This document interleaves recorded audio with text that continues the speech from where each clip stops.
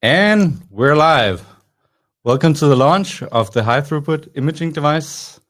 And welcome to all of you out there. My name is Mads. I do marketing here at Reshape. And I'm here with... I'm Magnus. I'm one of the co-founders of Reshape. So yeah, particularly excited today to be doing this launch. And let's jump in. This is the thing we're launching today. This beauty. We have a tightly packed agenda for you. We'll do the welcome, which we're doing now. Then we'll be setting the scene of where the high throughput imaging device belongs in the realm of Reshape. And then we're going to take you of a quick tour of the last year in Reshape and where the imaging device and our product is headed in the future. And then we'll get into it. Then we'll get to the launch of the high throughput imaging device. And then we actually also have a little bit of an Easter egg for you guys in the end. Something that I know you, Magnus, is particularly excited about, the Gigalab. Yeah, that's going to be a nice little teaser today. And then, let's see, more info to follow on that. But we'll get to it all in due time. So. And Magnus, you've been here since the very beginning.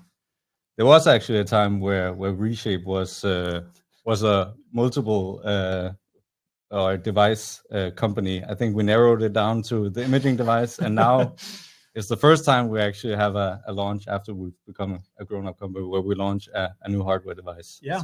Yeah, it's been a long time since we had new hardware coming out, right? So super excited to see all the content on the agenda today, and also excited to get these first devices out. So it's gonna be fun. All right. There's, as everybody can see here, there's a Q&A in the end, and if you guys can just write your questions in the chat, that would be swelled. Our colleague Jim is also here on the call, and he'll do his best to answer questions as we go along. But if there's anything that needs a bit more explanation, we'll pick it up in the end. So without further ado, let's get started. We'll hand it over to Carl, who's going to be setting the scene of the high throughput imaging device and where it belongs in the realm of Reshape. Carl, take it away.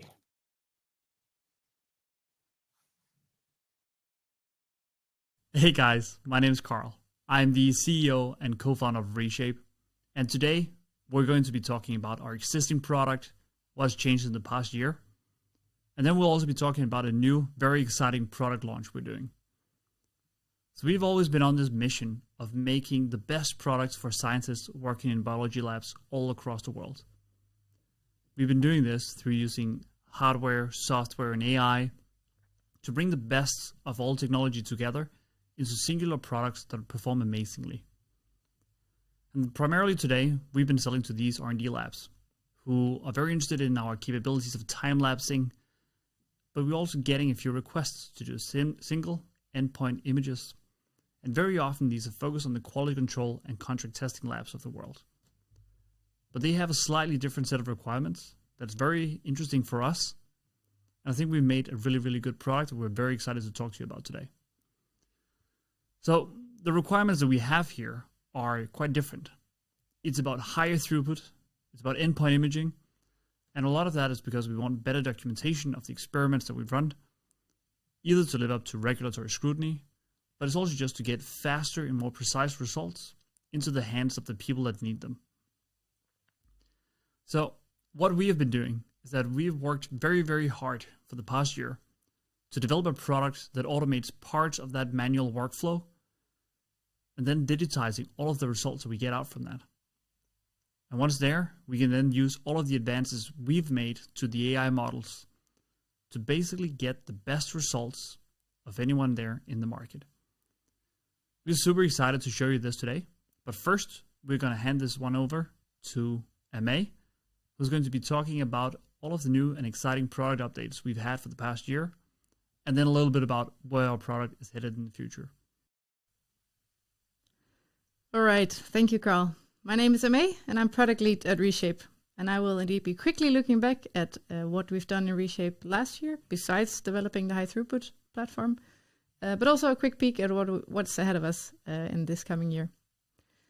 So 2024 started out with a first endeavor to make Reshape a little bit more fit to work with multiple people, colleagues at the same time, organize your work and collaborate.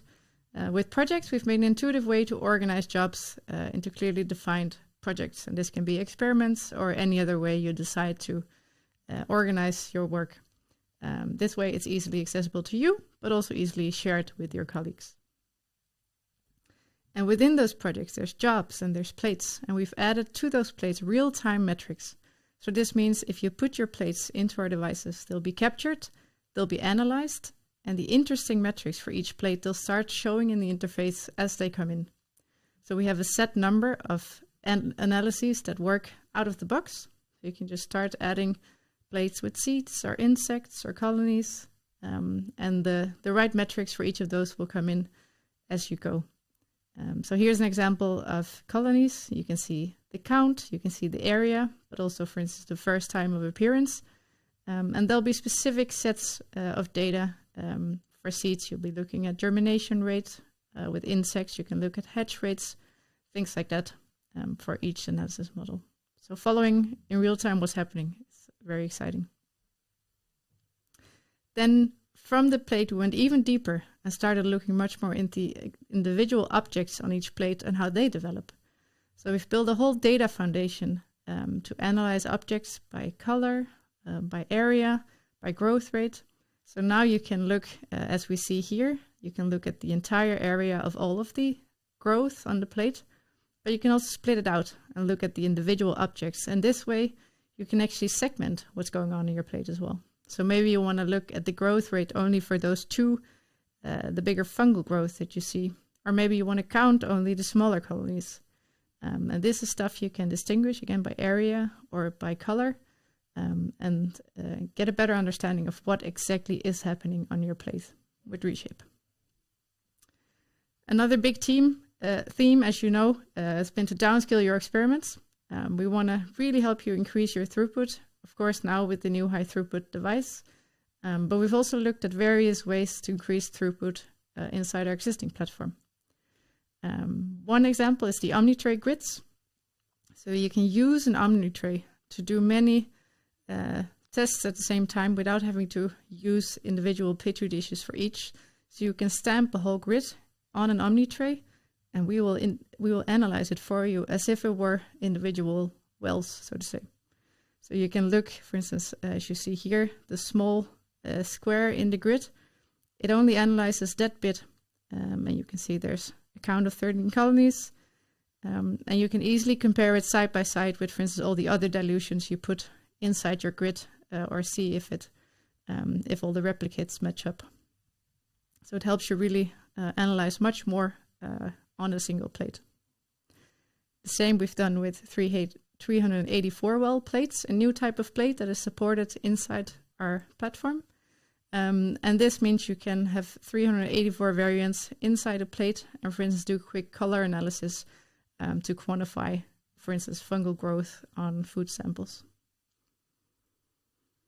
And lastly, we want to really make sure that Reshape works well with the rest of your tech stack inside the lab. We know we are only a small part of your entire experiment workflows. So we want to make sure we really integrate well with your LIMS, with your ELN, so you have full traceability both ways. So whatever you design in terms of experiments inside your LIMS or ELN, you can give that metadata to Reshape. So if you run a plate, you can let us know what kind of sample you put in, a sample ID, for instance, what kind of control it is, if it is one, a positive control, a negative control. You can tell us which organisms you put in, also other things like dilutions, notes, and this will also help us give you back better insights. But all of this metadata, that will be gotten again when you get the information out of Reshape to store it in your LIMS. So you have all the relevant factors and parameters of experiment together, and you can just save that inside LIMS. Good, that was very quickly some of the things we worked on last year. And we'll continue building on these things in 2025.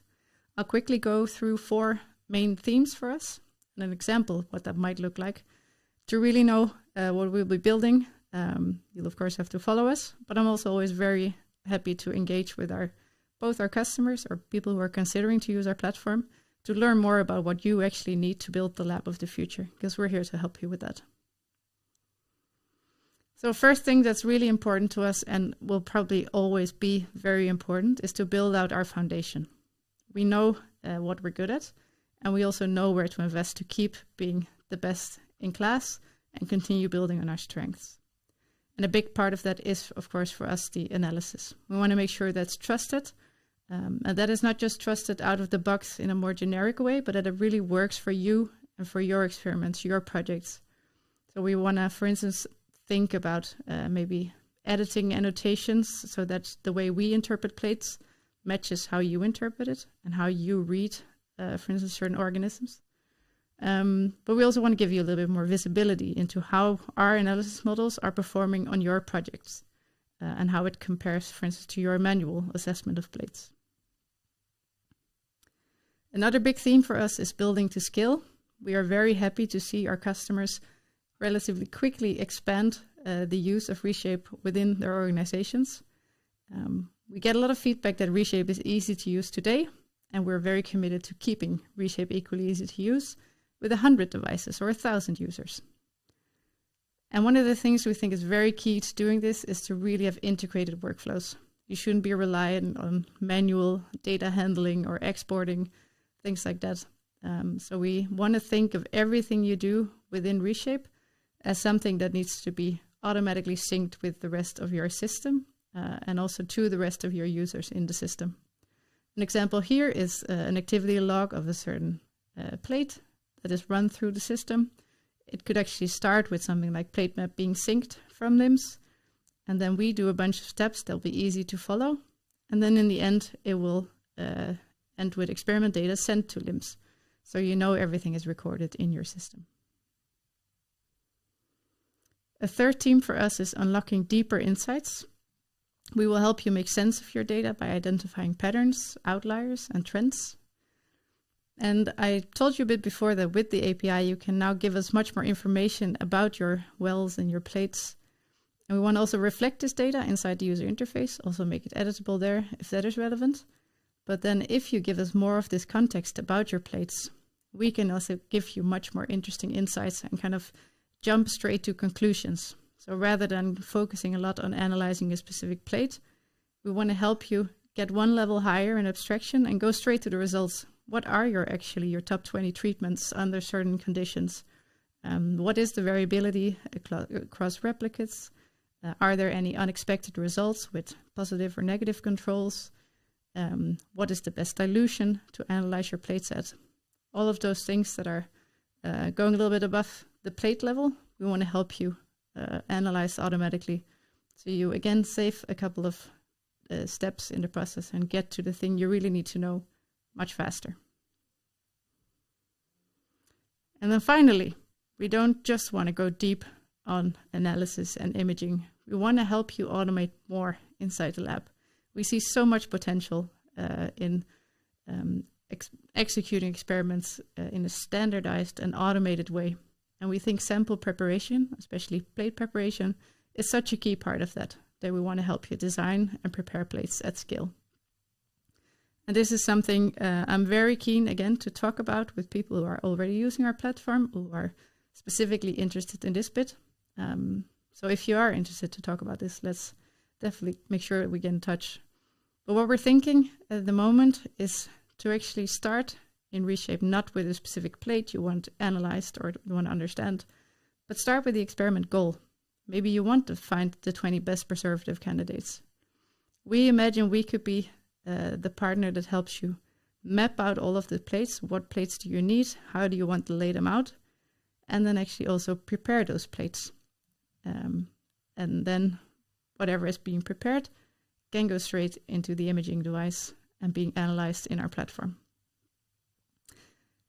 That's our dream for the coming year. Many things to make concrete, build out, and actually bring to you live. But we're very excited for what's to come and hope you'll be able to save much more time.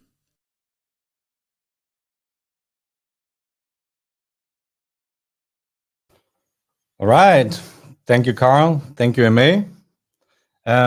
Exciting stuff.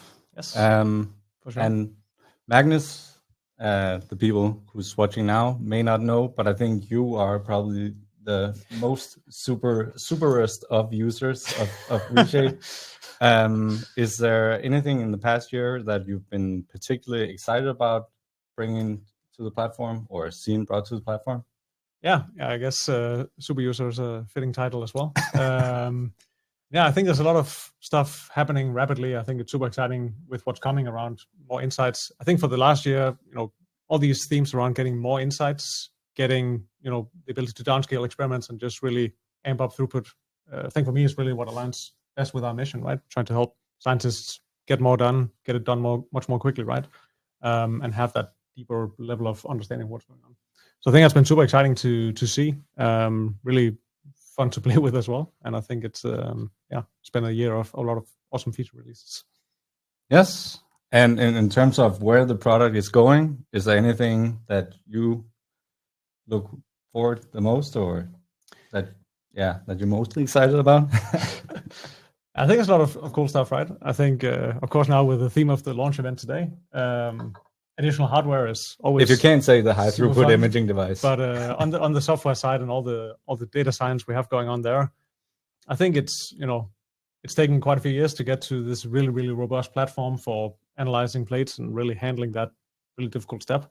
I think the concept of starting to move up in abstraction will be such a powerful thing. So yeah, I think the things Emma just explained about like having more information to make those analyses will be super, super interesting. So yeah, I'm looking forward to super using that as well, for sure. And also, of course, seeing all our customers start to see what they can get out of it. So thank you.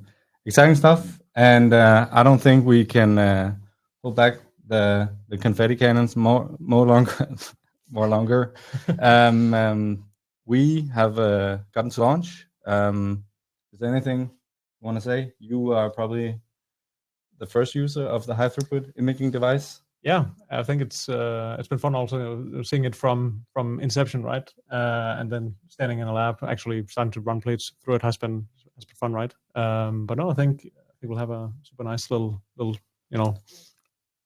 overview in just a second. Yeah, we'll chat more about it afterwards. But without further ado, we'll get to the launch now, and I'm really looking forward to sharing with you what the team's been working on. So here we go, high throughput imaging device. Hey guys, I'm back, and I'm very excited to be introducing the high throughput imaging device.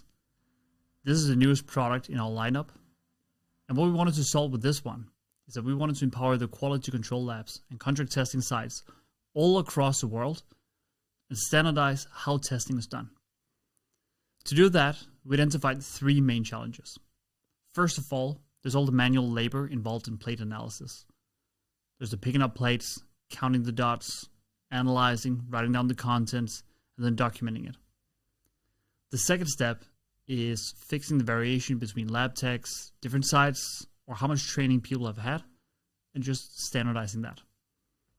Third, we wanted to make sure that you don't need to have highly skilled labor at every single site in the world. So our solution to all of this is that we wanted to provide labs with a tool that just replaces the manual workflow. We also wanted to make sure that you get accurate results no matter where you are. And then finally, we wanted to open up the opportunity for collaborating globally and make sure that everybody's knowledge is leveraged in the best way. What does this actually mean when it comes to the product that you guys will be getting your hands on? Well, first of all, we have a new piece of hardware. This is a new device that's going to go into your labs. And what we wanted to do here is basically look at the manual workflows that you're doing today, because they're quite error prone. It's very straining to do. It's very training intensive to understand how to run the different methods well. And that just means that it's inherently quite subjective today. So we introduced a new piece of hardware that can basically standardize how you capture all of that data. The second part is then, once you've captured the data, is analyzing it. And here we leverage our data models, both in terms of machine learning, but also AI, to help make sure that you meet internal standards, also international ones, and then make sure that we get unbiased results every single time that you run an experiment.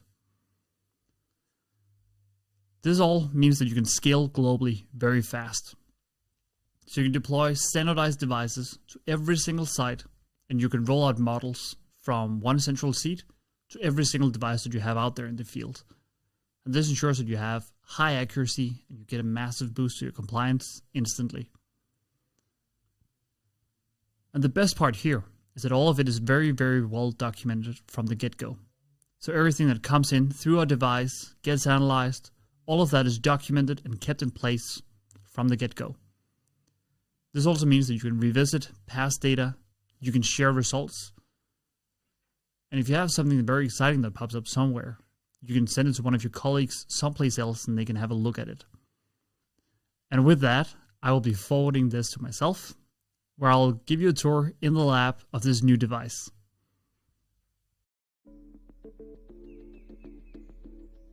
This right here, that is the high-throughput imaging device. The system consists of 4 different very core things. On the left, we have the input carousel, which is where you put in your plates. We have a camera stack, which is where we capture images and analyze them. And then we sort and output in the output carousel. At the center, we have the service tray, which you can pull out and clean and inspect your device. So, on the left, this is where you input your plates. You simply just put them in, and that's it. You can load up to 400 plates at once, and the plates are then fed into the first step, which is where we scan the barcodes. Based on the barcode results, we can then understand what type of plate is this, what type of analysis, what type of prediction do we need to make. And after that, the plate moves to the first camera, where we do a bottom light, we then do a top light, and then we have the potential to do a fluorescent imaging capture mode as well. Based on these 3 images, we then run analysis on those plates. And we do that so fast that we can actually sort them in real time as the plates come through. So we upload the results, we do the analysis, we figure out what's the correct way to sort this, and then we output them in this carousel over here. We can then sort the plates based on the different colors, which is very often validation, positive, negative, and arrow plates. Once you're done, you can open up this tray, you can pull out the innards, where you can then clean, inspect, and check if everything's okay. And that's basically it. It's designed to be really simple to use, so put in your plates, press start, let the robot handle it for you. Hello everyone, my name is Frederick and I lead product innovation here at Reshape Biotech. Today, I'll give you a glimpse behind the scenes and show you how we reshaped our imaging device to handle high throughput use cases. Utilizing our proven imaging stack, parallelizing tasks, and by minimizing complexity of the mechanical system, we've been able to bring this product to market extremely fast. When I say automation, you may think of complex systems involving many moving parts. However, for every moving part comes another engineering challenge to solve and potential failure modes to mitigate. This is why our design minimizes the number of moving parts and degrees of freedom. The Petri dishes simply go in through the input carousel into the internal mechanism, and once it has traveled through, it is pushed out into the output carousel.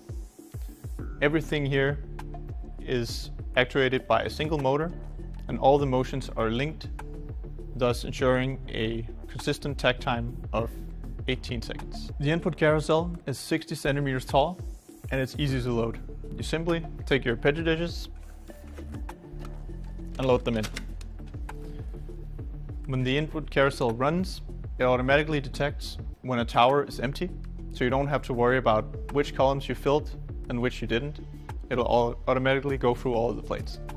When the Petri dish enters the device, it travels through 2 holes of different sizes, thus separating the lid from the bottom. This ensures that any condensation on the lid won't get in the way of your pictures. On the way down, the barcode is also scanned to identify what type of analysis we need to run on this plate. The device is capable of taking 3 different types of images: top light images, bottom light images, and fluorescent images. These different images are taken in 3 different spots within the robot. This allows us to have multiple Petri dishes traveling through the robot, such that we can take pictures of different Petri dishes simultaneously in the different positions, thus allowing us to move Petri dishes through the robot at a higher pace. Our data science team has optimized the analysis time to match the imaging time. This means that whenever a Petri dish has traveled all the way through the device and is ready to go into the output carousel, it has already been analyzed and can be sorted into the bin that it needs to go. The high-throughput imaging device leverages the same imaging technology as our imaging device, meaning that you get comparable results across the devices. Once a plate is imaged, analyzed, and assigned a category, the first column will be assigned to this category and display a light indicating the category of the plates in this column. Once this column fills up with plates of the same category, a new column will light up in the same color, and if a new category is detected, another column will light up in a different color, displaying the category of these plates.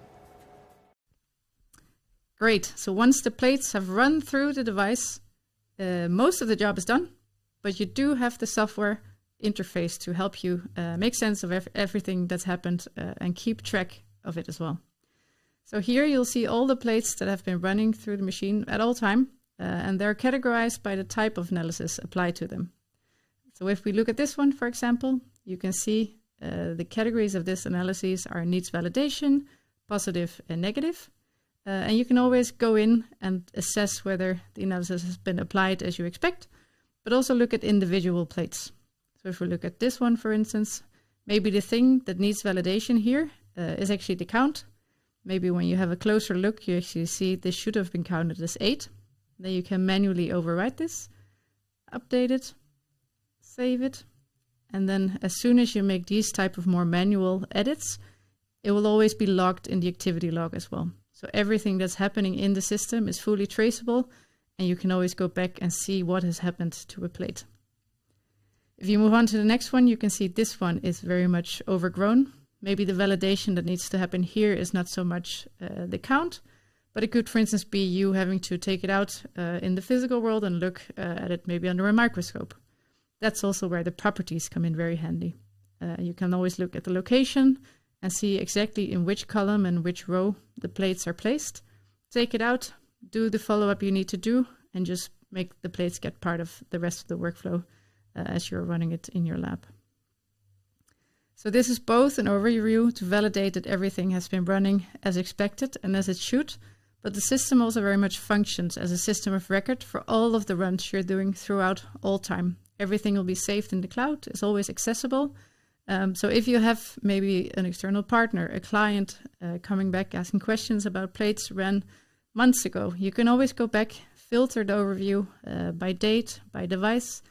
You can even look only at the plates where you made these kind of manual edits and just go back in time, see what happens, what was the plate at that point, how it has been analyzed, and everything can also be directly synced with your LIMS or ELN or whatever you use to keep track of your data in your company.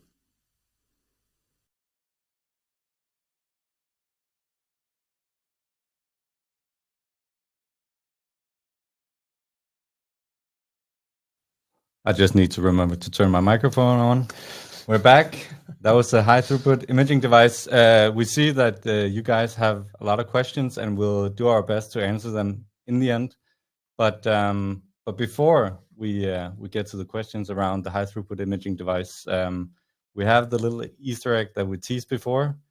It's what we call the Gigalab. And Magnus, I know you're particularly excited, amongst other things today, but also excited about the Gigalab. Can you, in 2 sentences, wrap up what it is? Exciting times. We have lots of questions about applications and methods. And that's exactly what the next little teaser is about. We've been doing a really big upgrade to our internal ability to test and validate and run all this stuff. So more will come. We have a short teaser video, and then excited to dive into the questions right after that as well. Yeah. So without further ado, we'll send it over to you again. The second time around, we send it over to the same person. But here's Magnus in our Gigalab. Welcome to the Reshape Gigalab. This is our new initiative. We're going to be building out a fairly big and fairly impressive place where we'll be generating billions of data points to support various initiatives here at the company. We're going to have a lot of things going on here. There is both space for humans to work, sort of traditional lab stuff, but we also have been very intentional in wanting to scale up how we do things. So most of the space is going to be dedicated to robotic work cells and us trying to build out what we think the lab of the future could look like. There's going to be lots of stuff going on here, lots of different assays being run, and we're going to be doing everything from basically validating methods, developing new protocols, and also some more exotic stuff, developing foundational data sets to help us build predictive models and other things that will help scientists, do research much faster and much more efficiently. So super excited about the space and what we're going to be doing here. We're still moving in, as you can probably see. And we'll be sharing more in the coming weeks.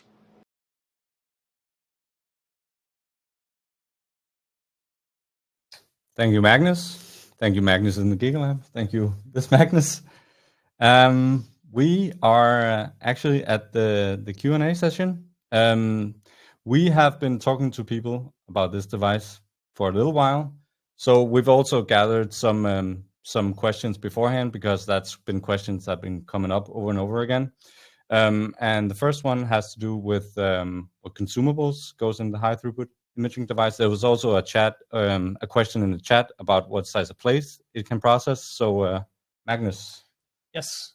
So generally on plates and consumables, it doesn't use any proprietary consumables, first of all. So it's compatible with regular Petri dishes. The first launch and the first device here is designed for 90 millimeter Petri dishes. So that's the 90, also sometimes referred to as 100 millimeter. But again, it's brand agnostic. So whatever brand is being used, that should work. And then in terms of other plate formats, always interested to hear feedback that might be coming in the future. I saw a few questions about Petri films and various more exotic things. That's probably a little bit out of scope. Our current system can do it. But yeah, this is really meant for those really high throughput QC type cases, for example, or any case where you're doing lots and lots of Petri dishes. Yeah. All right. Then something that's also come up quite a lot is what methods it supports. And there was also a question in the chat about if it supports other media than PDA. Yes. Yeah, so we had, does it support PDA? We had also just this recent question about the models and what they can do. So in terms of methods, it really supports most methods you can think of that goes into those plates. So as we also had in the video briefly mentioned, it has different lighting modes and different ways we do the imaging that lets us support anything from surface inoculated plates, pore plates. We can do membrane filtrations and water testing type assays. We can do spiral plating, really anything that you could manually do in those plates. And yeah, I think maybe on the same topic, I'll just quickly scan the questions here. So we had also people asking about pathogen identification and sort of selective media, different media from different suppliers. A lot of questions about this actually. So and yes, it works with any selective media. Take some random examples. Let's say you're doing salmonella plates on XLD. We can image that. We can resolve the colonies. We can analyze, the presence of, for example, salmonella. But again, lots and lots of methods out there. So let's follow up more. But the general answer is yes. Any of these media types. Yeah. Cool. Thank you. And just a last one that also came up. Carl briefly mentioned it in his walkthrough of the device, but just to reiterate the cleanability of the device, because I know that's top of mind for a lot of people. Yeah. So cleanability, of course, as I just mentioned, we're working across all kinds of different organisms and methods, including pathogens. So the device is designed from the bottom up to be super cleanable, both in terms of the exterior surfaces, of course, but also, as Carl mentioned, there is a whole design around how you can very, very quickly pull out sort of the internal mechanism and actually disinfect it, disassemble it super quickly. So yeah, it really is designed, again, specifically for these kind of use cases. Of course, we have a whole protocol following along with that. So yeah. Cool. Yeah, I think let's quickly go through. So we want to take it from the top. I don't know if people voted there. I think we'll actually start from the regular chat. So just there was a question about, for example, being able to do species identification. And so this is pretty broad. Generally, the way it works is that we have a set of very robust microbiology analysis methods. And so these support a lot of different cases. The cases that are not supported today, we can then fine tune further based on that robust data set. So we have one of the world's largest banks of these images we've used to develop our models. And we can put these fine tunings in if we're doing, some new morphology we haven't seen before, right? And so that's part of the service we provide with the platform. There was also, now I'll just take it from the top because it had 2 upvotes. Is there a plan to temperature control the carousels of the device? Plans can always be difficult to answer in sort of fullness, right? The current device is meant for endpoint imaging or imaging outside of an incubator. The current system we have, which you're probably familiar with if you're watching this, is specifically designed to do incubation, and those can also go into very high throughput. So that's how we're currently handling that. I would say this is more for single time point imaging. I quickly also we talked about plate formats. There's also a question of throughput in the regular chat. The throughput of the device is 200 plates per hour. And it's designed for a high walkaway time as well. So you can load it up with 400 plates and then you're good to go. It's meant to run unsupervised. That's also where a big part of the productivity gain comes in from this kind of device, right? It's really automating the whole workflow end to end. Then there was, with 5 upvotes, can barcodes be read on both sides and on the bottom of the plate? Yes, I believe. I know this is, so barcoding is of course super critical. That's a key part of how the system works, right? In terms of identifying what method to use and of course keeping track of this high throughput of samples. Barcoding in general is supported. We do on the side of the dish currently, and there is also going to be support for the other orientations the plate can be in. It's the short answer. To see, just related to this, just popping in QR codes, other types. I'm actually not entirely I believe it's pretty general we're able to support because there'll be lots of different sample tracking systems people use, lots of different barcode formats. So the general answer is yes. But again, would of course love to follow up on these in particular. Then there was a question here. If we have another site in India, for example, can we check the test remotely? And is it through a program or a website? Yes. So also as part of the brief presentation from MA, there is a full software platform associated with the product. And so that's really powerful, both for, again, auditing and managing methods and all these different things, validating methods. But this is also a global platform. So, lots of companies that manage many of these laboratories can centralize and manage these things from our enterprise-grade software platform. There is, of course, options for how people want to set that up, but short answer is yes.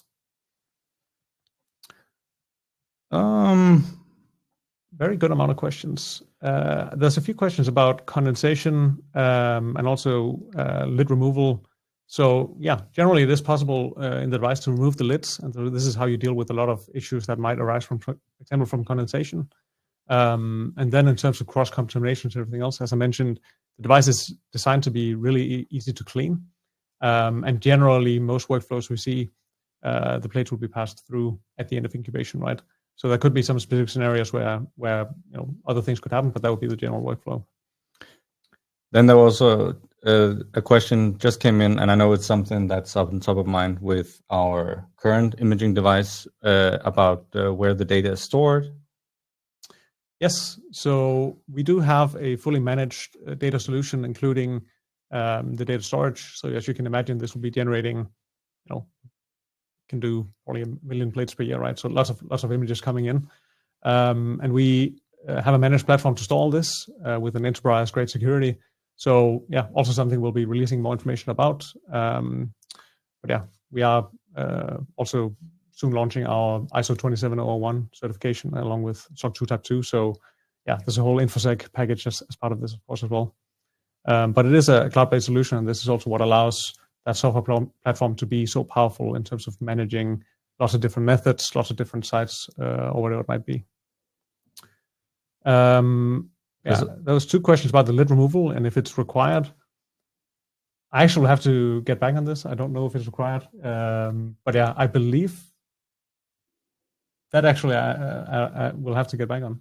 But I would love to follow up. Of course, again, as we are launching the device, there is primary use cases we've designed it for, but we'd love to hear whether it's about barcode formats, workflows, like plate formats, anything else that you haven't heard about today. We'd love to hear about it. We are aggressively developing. So yeah, some of this feedback could potentially be incorporated as well.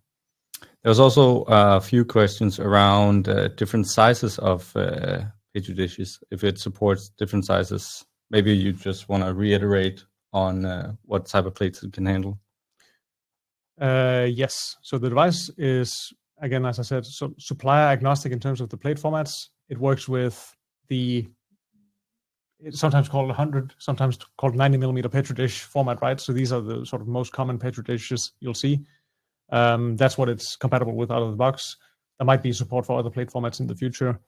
I actually just had a little internal note here. It is not required to remove the lids, so it is possible to run locked lids, or if you, for whatever reason, if you don't want to remove the lids, that is possible as well.